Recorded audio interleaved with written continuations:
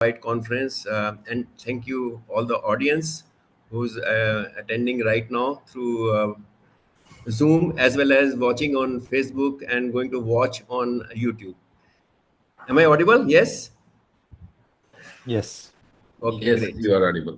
Right. Thank So, because the topic is the science of happiness and how we can build well-being at workplaces, I would like you to please stand up and do a little exercise. Everybody, please, and do this with me, because when we have to start something with happiness, the fastest way to get happiness is laughter and clapping. So let's do this.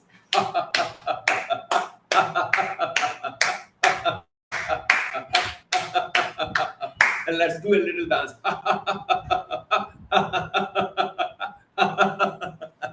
Thank you very much for being a sport.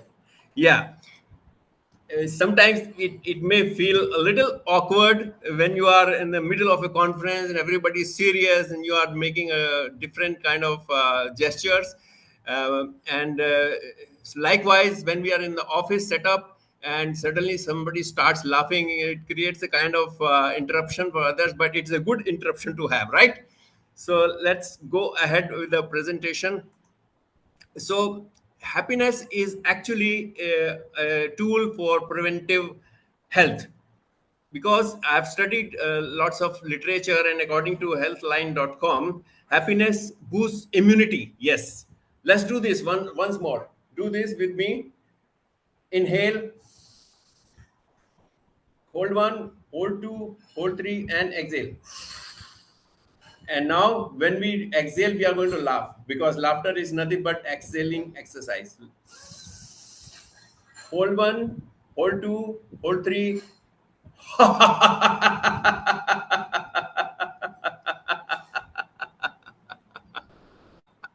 So when we laugh, we have to extend our laughter, and this way it's like taking the water out from the wet clothes.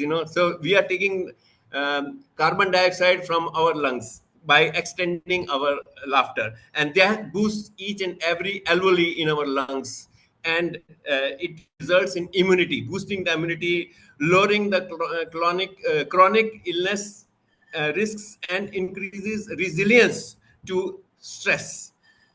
It enhances our recovery speed and improves heart health, sleep, and longevity. And the takeaway for this slide is happiness means preventive health strategy. Let's go to the next slide. Let's go to workplace. How does happiness affect the workplace? And I've noticed that in a normal setup, disengaged employees means low turnover, low productivity, and low loyalty. So mental health costs are huge. Company has to bear that, right? So it is good measure to increase the happiness rather than increasing the your healthcare spends. Now, according to Wharton study, happy employees have 3x more creativity. Yes, that's true. And 31% higher productivity and higher loyalty. 23% fewer fatigue symptoms. Yes. When we are laughing, we are doing some good happiness exercises. I've created a big framework. I'll share a portion of that in the next slide. Mr. Arora, can you make it full view of your slides? Yeah, sure, sure. Thanks.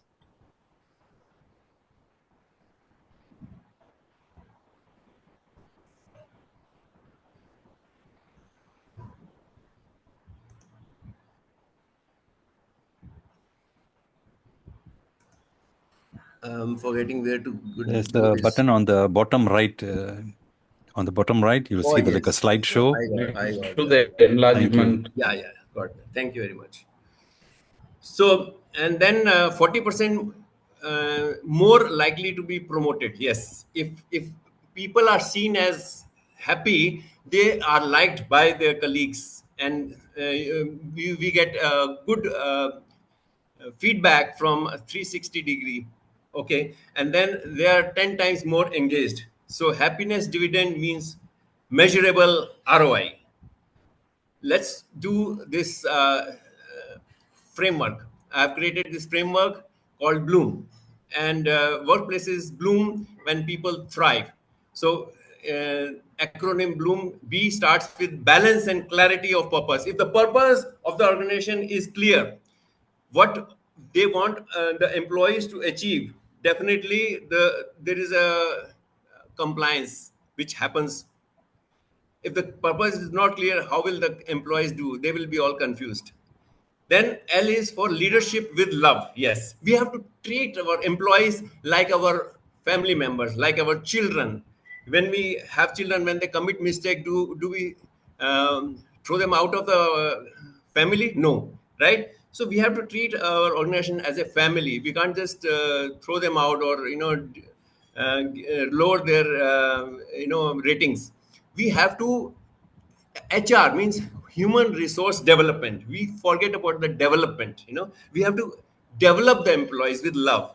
Then O is optimism and emotional resilience. Of course, we have to be always thinking what we can do, how we can analyze the situation in a positive manner.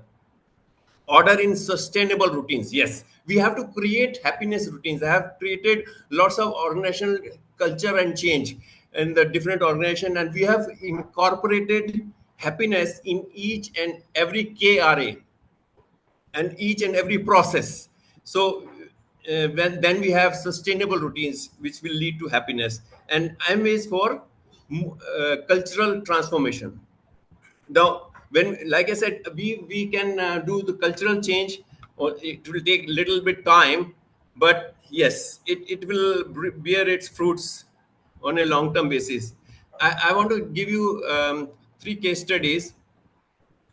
uh, in the one of the case studies, I was working with the IT services company, and there they had 28% attrition rate per year. That means for every 100 employees who were joining, 28 were leaving also.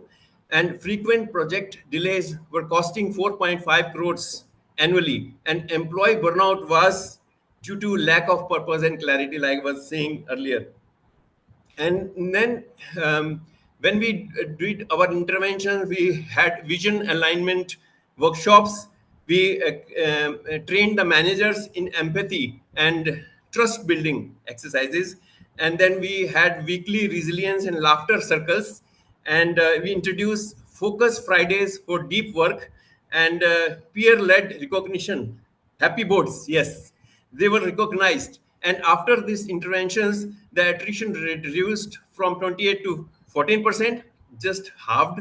And then project delivery improved by 22%, and the profits, they increased by 3 crores. And engagement scores were up by 40%. In the second case study, we were working with a retail chain, and the challenge was that revenue stagnation was there. For many years, the same kind of revenue were coming year after year, despite the store expansions. Customer complaints were rising 18% year on year, and staff turnover at 35% in the roles frontline roles. And then after our intervention, which involved reframing the mission as serving smiles and compassionate leadership training for store managers, and the stress management session for the staff, we had the results which were very gratifying. Customer satisfaction up from 62% to 88%. Staff turnover reduced to 18%, and same store revenue increased by 21%, and profit margins rose from 6 to 9.5%. And in the final pharma company, the absenteeism at 12 days per employee was there, and collaboration between departments was very weak, and revenue growth was stuck at 3% CAGR. And in our intervention, which involved value-based leadership alignment, introduced listening hours. Yes, you heard it right. And resilience labs and mindfulness programs, wellness breaks and mindfulness zones, quarterly innovation hackathons. The results were really great, because then absenteeism reduced to 5 days per year. and productivity was up by 18%. Innovation pipeline doubled, and revenue growth accelerated to 11% CAGR, adding significant top line growth. And yes. So, what is the call to action? Happiness is not luxury; it's a necessity. Necessity. We should join this program, Happiness Renaissance for Workplaces, that I have created to make our teams loyal, engaged, and more productive. So, for more information, you can approach me at this email ID ckarora@gmail.com. Number, mobile number to contact, WhatsApp number is +91 966 716 3955, and you can also refer to my website, which is laughlines.org/ck. Thank you very much. Thank you, Mr. Arora. It's really wonderful to hear from you about the workplace happiness, which are very important because the dynamic condition and the scenario make the people to get a lot of stress and unable to overcome the stress, how to handle and tackle. You are giving a highlight for the people to think and prosper very well. We will discuss about the topic and the question and answer session. Thanks for joining today. I would like to Thank you, move Dr. on Ram. for the next speaker, Mr. Keba Joseph Xavier, the academic lead, is a seasoned educator and academic leader with over 17 years of transformative experience in language education, curriculum design, and global citizenship. As the academic lead at Ambassador School, Sharjah, he oversees innovative programs that foster inclusive, culturally responsive, and progressive learning. A recipient of multiple international awards, including the Global Teacher Award and Global Leadership Award, he has pioneered innovative teaching methodologies, AI-driven assessment tools, and professional development initiatives for educators. Passionate about aligning education with the United Nations Sustainable Development Goals, he empowers students to embrace diversity, ethical leadership, and global responsibility. Today, he is going to share the topic 3 core SDGs, Goal 3, 4, and 9, role in today's education. Over to Mr. Keba. Thank you, Dr. Ram. Thank you. Kindly allow me to share my screen.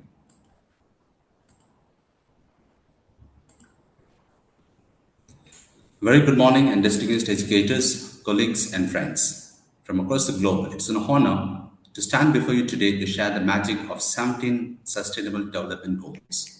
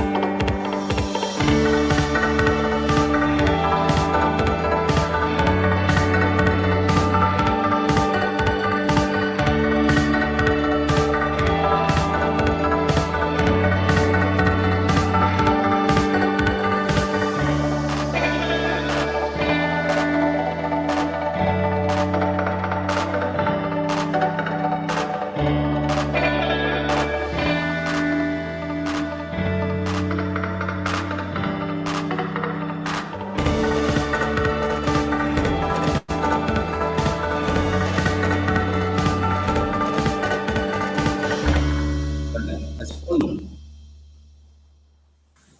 the story of SDG begins with the Millennium Development Goals, launched in the year 2000. Those 8 goals were bold yet limited in scope. They focused mainly on poverty, hunger, and health. By 2015, we made progress. Millions lifted out of poverty, hunger, and health. By 2015, we had made progress. Millions lifted out of poverty, significant reductions in child mortality, expanded access to primary education. But the challenges facing humanity were far bigger, interconnected, and urgent. We needed a more holistic vision, one that embraced people, planet, prosperity, peace, and partnership. Thus, in 2015, the United Nations and 193 member countries adopted the 17 SDGs, Agenda 2030, a blueprint for humanity, a promise that no one will be left behind. In 1992, 178 countries adopted the Agenda 21.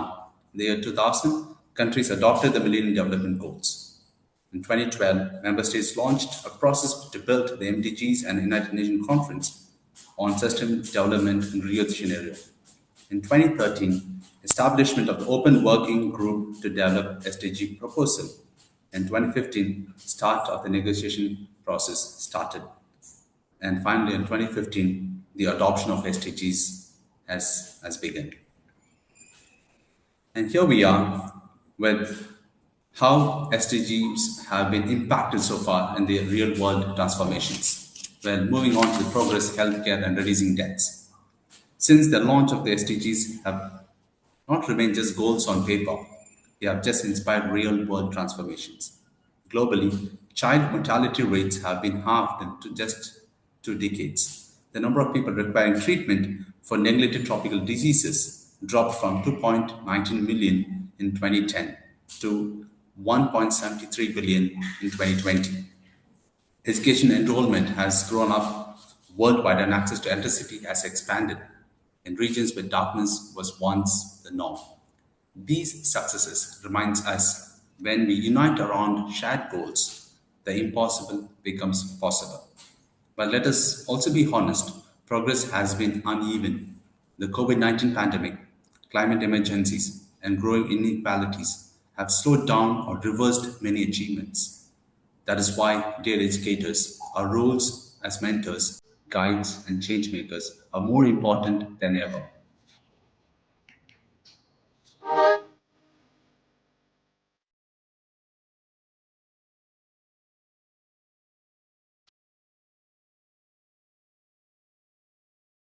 Well, the heart beats the part of education lies the heart beats all beings that make sustainable development rooted in dignity, equity, opportunity for every individual. Not safeguarding the environment. Children's sound is louder, so we can't hear you. Well, prosperity, fostering economic growth that benefits all, just a few.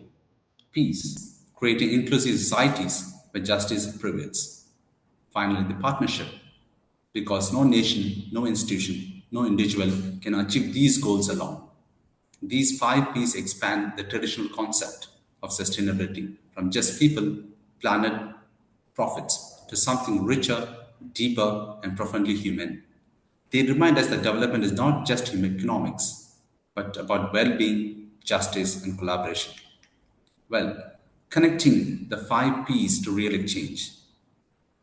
Now, how do the 5 P connects the SDG? We connect, we teach, advocate, and live. When we invest in people through good health and education, we unlock potentials. When we protect the planet, we safeguard the health of all species, including our own. When we enable prosperity, we create pathways of poverty and inequality.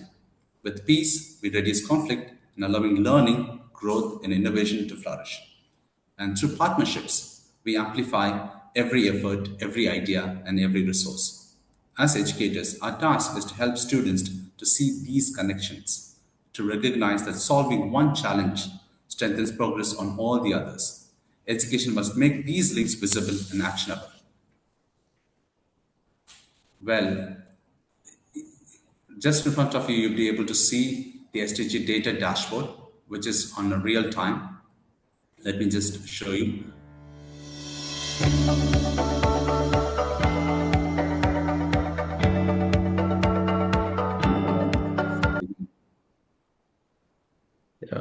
Mr. Keba, since I hope my screen is visible. the time is over, can you conclude, please? Yes. So this real-time data, which you see that on the screen, where it allows, as per the country-wise, on each target. Well, if I choose my target as UAE, so the current scenario of each of the SDG goals, what is the current data, what is the countries promoting on these goals being highlighted in these websites. Well, moving forward with the current constraints, well, let us begin the SDG to good health and well-being. Health is not a privilege; it's a fundamental human right.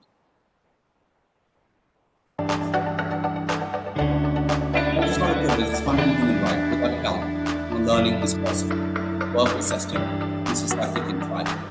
There has been progress. Maternal and child deaths are declining. Preventive health campaigns are working. All initiatives are providing access to Mr. Keba, health. can you conclude? Because the time is over. Thank you. Yes, yes, please. Well, having said all of these three goals, being the three core SDGs are being as an activist. So thus focus with these three goals: health, education, and innovation, because these three are catalysts. SDGs 3 ensures the vitality of people. SDG 4 empowers minds with knowledge and values. Innovation and structure, SDG 9 builds a system to sustain progress. Together, they act like gears in mission. When these three move, they pull the other SDGs forward, reducing poverty, protecting the planet, promoting peace, and strengthening partnerships. Well, dear friends and educators, are the true catalysts of change. Through your work, you're shaping not just students, but the future of humanity. If we prioritize health, nurture quality education, and inspire innovation, we unlock the magic of 17 SDGs. So I leave you with this thought: every lesson you teach, every student you inspire, every innovation you spark brings us one step closer to a world where no one is left behind. Together, let us be the change makers, the transformers, and custodians of a better today and tomorrow. Thank you, everyone. Thank you so much for your wonderful speech. You created a lot of things and efforts for us to understand, but because of time constraint, we will hear from you in an elaborated session. You can showcase your videos and other things. Thank you so much. We will have the question and answer session later. Um, with that, I would like to move on to the next final speaker, the youth voice. Mr. Basif Hussain Makhdoumi, writer, social activist, influencer, motivational speaker, climate change activist, youth leader, and student of computer science, is going to present his topic, maternal and child mortality in developing countries. Over to Mr. Basif. Good morning. Am I audible? Yes, you are audible. It is an honor and a responsibility to stand before you today as a youth leader, to speak on the subject that touches the very heart of humanity: maternal and child mortality in developing countries. Every day, thousands of mothers, children lose their life to causes that are preventable. Behind every statistic is a name, a face, and a story unfinished. As young people, as the leaders of today and tomorrow, it is our duty to speak, act, and to change this reality. Now, what the harsh truth is, let me share some facts that cannot leave us indifferent. Every 2 minutes, a woman dies from pregnancy or childbirth related complications. Nearly 5 million children under the age of 5 die every year, mostly from preventable disease like pneumonia, diarrhea, and malnutrition. 90% of these deaths occur in developing countries, places where healthcare is underfunded, resources are scarce, and inequality is widespread. But let us be clear, the deaths are not inevitable, they are preventable. Why it happens? Why are mother and children still dying? The reason are painfully clear: lack of access to healthcare. Many women give birth without skilled doctors, nurses, or even clean faculties or facilities. Poverty.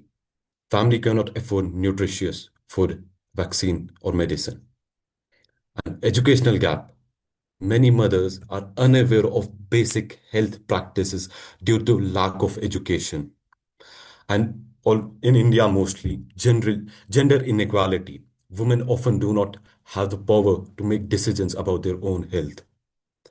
and weak health systems. We know everywhere, from rural villages to crowded urban slums, hospitals are under-equipped, understaffed, and unreachable for many. Like what happens what the human cost of this, like a mother dying, children dying. Behind every mother who dies, there are children left without care, family thrown into poverty, and communication broken. When a child dies, the future is stolen before it even begins. Am I right? Maternal and child mortality is not just a health issue. It is a human right issue, a development issue, and a moral issue. Now, what I see as a ray of hope, yes, amidst the darkness, there is a light. Progress is possible. Countries that have invested in midwives, communities, community health workers, vaccination programs have seen maternal and child mortality rate drop dramatically. I think your Simply, connection is dropped. is my connection not properly? Am I audible? Hello? Yes, you're audible. Yeah. Simple interventions, clean water, mosquito nets, iron supplements, education for girls save millions of lives. And let's not forget technology today. Mobile health apps, telemedicine, and youth driven innovations are changing the landscape of healthcare in even the remotest area. This is this shows us that when we act, we save lives. Now, what is the role of youth in all this? Like, I'm a youth. So, where do we, the youth, come in? We are not passive observers. We are the largest generation of young people in history, connected, creative, and courageous. We can raise awareness through campaigns, social media, grassroots movements, advocate for stronger policies, like we can give governments to put policies because governments listen when young voice unite, support innovations, develop apps, volunteer in rural clinics, or create startups that solve healthcare gaps. Stand for gender equality. We all have to stand